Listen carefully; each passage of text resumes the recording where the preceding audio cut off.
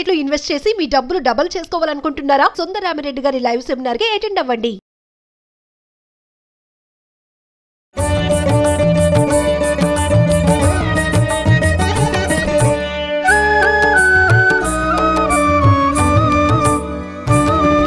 నమస్కారం అమ్మా. నమస్తే తల్లి. అమ్మ, ఈరోజు దుర్గాష్టమి. అవునమ్మా. ఈ దుర్గాష్టమి అంటే పేరులోనే అసలు ఒక రకమైన వైబ్రేషన్ అన్ని కూడా ఉంటాయి కదా, వచ్చేస్తూ ఉంటాయి.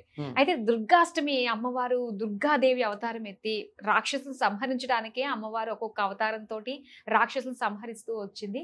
అయితే ఈ అవతారం వెనక ఉన్న కథ ఏముందమ్మా?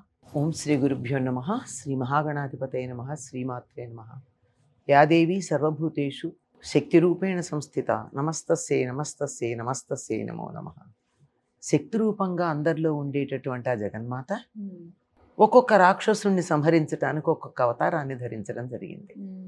ఎందుకంటే వాళ్ళు తమకి మరణం లేకుండా అనేక రకాలైన వరాలు కోరుకోవడంలో ఎన్నో మెలికలు పెడతారు మరణం లేకుండా ఉండాలని. ధరించబోయేటువంటి అవతారం ఆ మెలికలని ఆ మడతల్ని అన్నీ ఛేదించుకుంటూ రావాల్సిన అవసరం ఉంటుంది. కనుక అలా వచ్చినటువంటి వాళ్ళల్లో ఒక అవతారం దుర్గా. దుర్గే స్మృతా హరసి భీతిమశేష జంతో స్వస్థై స్మృతా మతిమతీవ శుభాం దదాసి దారిద్ర్య దుఃఖ భయహారిణికాత్వదన్యా సర్వోపకారకరణాయ సదార్ద్రచిత్త. సదా ఆర్ద్రచిత్త, ఎల్లప్పుడూ మెత్తని మనస్సుతో, తడితో ఉన్నటువంటి మనసుతో, ఆర్ద్రమైనటువంటి మనస్సుతో ఉండేటటువంటిది, అన్ని జంతువులకి భయాన్ని పోగొట్టేటటువంటిది ఆ జగన్మాత దుర్గ. ఈవిడ మొట్టమొదట మహిషాసురమర్దనం చేయడానికి అవతరించినప్పుడు మహిషుడు వెంటబడుతున్నాడు ఈవిడ అందాన్ని చూసి. ఎంతమందినో పంపించాడు. 7 రోజుల పాటు ఒక్కొక్కళ్ళని తనకున్నటువంటి సైన్యాన్ని అంతా పంపించాడు. అందరూ చచ్చిపోయారు. 8వ రోజు వీడే వచ్చాడు. వస్తే వచ్చిన వాడు యుద్ధం చెయ్యాలా? యుద్ధం చేయకుండా ఈవిడ అందాన్ని చూసి ఎంత బాగున్నావు, నన్ను వివాహం చేసుకో. మొట్టమొదట వాడు పంపిన కబురే వివాహానికి కదా అని వివాహం చేసుకొని ఇంకా ఒళ్ళు తెలియకుండా వెంటబడుతున్నాడు. వెంటబడుతూ ఉంటే ఈవిడ కొంచెం ముందుకు పరిగెడుతోంది. వీడు దరిదాపుల్లోకి వచ్చేదాకాడు మళ్ళీ పరిగెట్టింది. ఇలా ఉడితే దుర్గా అన్నట్ట. పొందడానికి వీలు లేనిదానా, సమీపించటానికి వీలు లేనిదానా, నేను నిన్ను సమీపించలేకపోతున్నాను, దుర్గా దుర్గా దుర్గా అని పిలిచాడు.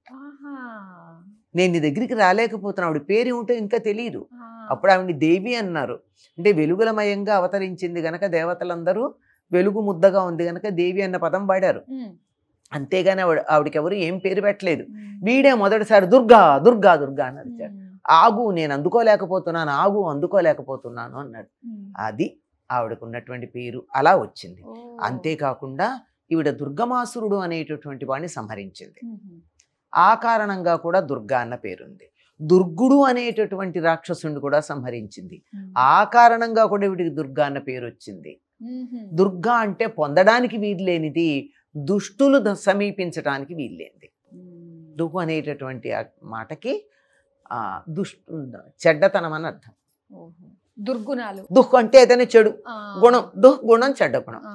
దుఃగా, ఆ చెడ్డతనం ఎవరి దగ్గర ఉందో వాళ్ళ దగ్గరికి రాలేరు. అసలు దగ్గరికి వచ్చాక ఆవిడ తోసేయడం కాదు, అసలు సమీపించలేరు వాళ్ళు.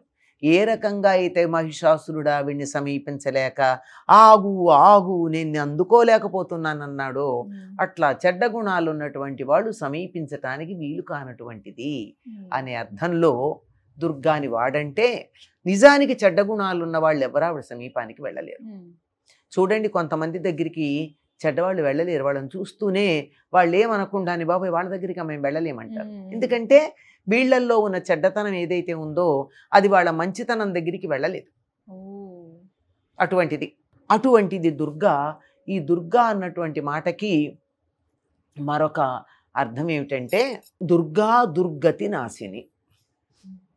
దుర్గా అనే దానికి అర్థం దుర్గతులను పోగొట్టేది అని అర్థం. దుర్గతులు అంటే వాళ్ళ దుర్గతికి పాలయ్యారండి అంటాం. అంటే ఉన్నత స్థానంలో నుంచి పడిపోయారు. ఒకప్పుడు కోట్లకు అధీశ్వరులు, ఇప్పుడు రూపాయలు కూడా లేవు వాళ్ళ దగ్గర. అట్లాంటి వాళ్ళని ఏమంటారు, వాళ్ళ గతి ఏమిటో చూడండి అంటాం. గతి అంటే అక్కడ ఉన్నటువంటి స్థితి ఎలా వెళ్ళిపోయారని. అటువంటి దుర్గతి కలగనీయదు తనకి నమస్కారం చేసిన వాళ్ళకి. ఇక్కడేనా? కాదు. చనిపోయిన తర్వాత కూడా దుర్గతులు లేకుండా సద్గతులు కలిగించేటటువంటిది. ఎవరన్నా చనిపోతే ఏమంటే సద్గతి ప్రాప్తిరస్తు అంటాం. అంటే చనిపోయిన తర్వాత సద్గతులు ఇస్తుంది. ఇక్కడ ఉండగా కూడా దుర్గతి అనేది రాకుండా దూరంగా ఉండి రక్షించేటటువంటిది అటువంటి దుర్గ. ఈవిడ ఎలాంటిది? విద్యుద్ధామ ప్రభా అంటే మెరుపు తీగలాగా మెరిసిపోతూ ఉంటుందిట. 8 చేతులలో అనేకమైనటువంటి ఆయుధాలు ధరించి ఉంటుంది. సింహవాహినిగా ఉంటుంది. కానీ మనకి విజయవాడలో ఉండే దుర్గాదేవి సింహవాహినిలో ఉందా? పెద్ద పులి ధరిస్తుంది. పెద్ద పులి దాన్ని దీన్ని కూడా ధరించగలిగే, ఎక్కి స్వాధీనం చేసుకోగలిగినటువంటిది. అంటే సింహాన్నైనా అధిరోహించగలదు, పెద్ద పులినైనా అధిరోహించగలదు. సింహానికన్నా పెద్ద పులి భీకరం. సింహం ఆనుపానులు చూసి మీద పడుతుంది, పెద్ద పులికి ఆనుపానుల్లో మీద పడ్డమే ఉంటుంది. అందువల్లే సింహమే మృగరాజు అయింది కానీ పెద్ద పులి కాలేదు. కనుక దాన్ని కూడా అధిరోహించగలదు, సింహాన్నైనా అధిరోహించగలదు. ఎక్కడైతే దుర్మార్గులు ఉన్నారో వాళ్ళందరినీ చీల్చి చెండాడగలదు. వాళ్ళెవరూ తన దగ్గరికి రాకుండా చూడగలదు. తన దగ్గరికే కాదు, తన భక్తుల దగ్గరికి. ఇంకొకటి ఏమిటంటే ఈవిడ భక్తులని దుర్గంలాగా కాపాడుతుంది. దుర్గము అంటే కోట. ఉన్నాయి దుర్గా అంటేనే అసలు. అంతే కదా, దుర్గం అంటే కోట. కోటలాగా రక్షిస్తుంది. ఆవిడని ఎవరైతే తలుచుకుంటారో వాళ్ళ చుట్టూతో ఒక కోట గోడ ఉన్నట్టే. ఆ తల్లి మనని ఒక కవచంలాగా, ఒక కోట గోడలాగా రక్షించేటటువంటిది. అటువంటి దుర్గా ఎక్కడుందో తెలుసండి? మనకి దగ్గరలో ఉంది, విజయవాడలో. స్వయంగా ఆలయంలో అక్కడ కొండ మీద ఆవిర్భవించటం జరిగింది, ఇంద్రకీలాద్రి మీద. అమ్మలగన్నయమ్మ ముగురమ్మల మూలపుటమ్మ చాలా పెద్దమ్మ సురారులమ్మ కడుపారడి పుచ్చినయమ్మ తన్నులో నమ్మిన వేల్పుటమ్మల మనమ్ముల నుండెడియమ్మ. ఎవరావిడ? దుర్గా మాయమ్మ కృపాబ్ధి ఇచ్చుత మహత్వ కవిత్వ పటుత్వ సంపదల్. ఈ ఒక్క తెలుగు పద్యం చదువుకున్నట్టయితే లలితారహస్యనామ సహస్రం అంతా చదివిన ఫలితం ఉంటుంది. అన్ని అర్థాలు ఈ ఒక్క పద్యంలోనే ఉన్నాయి. వీటన్నిటికీ లక్ష్యమైనటువంటి ఆవిడ మనకు అందుబాటులో ఉన్న మన కనకదుర్గమ్మ. అవునమ్మా, చాలా చక్కగా తెలియజేశారమ్మా కనకదుర్గమ్మ గురించి. అలానే ఈరోజు దుర్గాష్టమి రోజు చాలా మంది ఆయుధ పూజలు అన్ని చేస్తూ ఉంటారమ్మా. నవమి నాడు చేస్తారు. ఓకే, అయితే నవమి నాడు మనం మాట్లాడుకుందాము. దుర్గాష్టమి రోజు మన దుర్గుణాలు పోగొట్టడానికి అమ్మ ఆవిర్భవించిన తీరు అవన్నీ కూడా మాకు తెలియజేసినందుకు ధన్యవాదాలు. నమస్తే.